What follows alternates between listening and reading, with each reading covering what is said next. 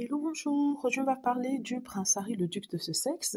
On va parler de Julian Fellowes. Julian Fellowes, c'est l'oncle du prince Harry et aussi le beau-frère de Diana, parce qu'il a épousé la sœur de Diana. Alors, pourquoi je parle de lui? Je parle de lui parce qu'il y a quelques temps de cela, il y a à peu près 3 semaines, quelque chose comme dans le genre, j'avais fait une vidéo sur le beau-frère de Diana, Julian Fellowes, qui est aussi l'ancien secrétaire de la reine d'Angleterre, la reine Elisabeth, et on venait d'annoncer son décès. J'avais dit que le prince Harry étant proche de ses tantes, il ferait sûrement le trajet pour venir rendre un dernier hommage à son beau-oncle ou à son oncle, hein, comme on peut le dire, et que c'était la moindre des choses. Rien n'avait été confirmé par Harry. Vous savez qu'il ne discute plus avec les médias anglais, que ce soit tabloïd ou autre, à moins que ce soit un média qui est vété et que ce soit un média qui est un peu juste quand il s'agit de lui. Pourtant, il y a une semaine ou deux, on nous avait dit que le prince Harry ne viendrait pas à l'enterrement de son oncle parce qu'il n'a pas réussi à avoir la promesse que on lui fournirait un service de sécurité qui serait protégé. Ils avaient tout ça sur toutes les chaînes de télé et chacun s'était déversé sur le prince Harry pour l'insulter, le traiter de tous les noms. Comment est-ce que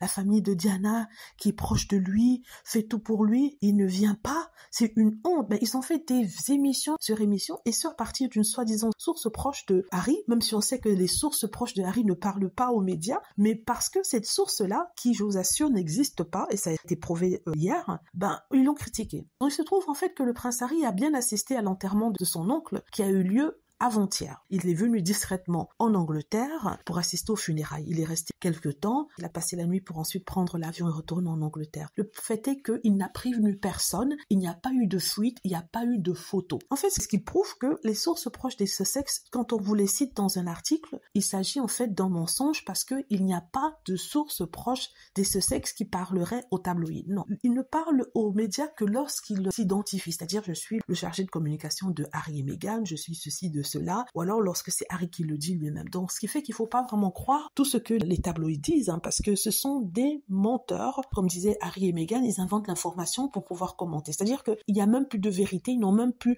un souci de vérité, de véracité, tout ce que vous voulez. Ils veulent juste créer le buzz et créer l'information de toutes pièces, hein, tout en se cachant, en restant dans une certaine légalité pour ne pas être attaqué. Et voilà, il vous raconte ces choses-là. Donc, Harry était bien là. Contrairement à ce que ces médias tabloïds lanceurs de venin disaient, il était très discret, il est reparti. Et en fait, c'est comme ça qu'il faut faire. Hein. Rien à filtrer. Voilà. Dites-moi ce que vous en pensez. J'espère que vous avez aimé la vidéo. N'hésitez pas à cliquer sur like si c'est le cas, à vous abonner pour plus de vidéos et à cliquer sur la petite cloche afin d'être averti lorsque je poste une nouvelle vidéo. Merci.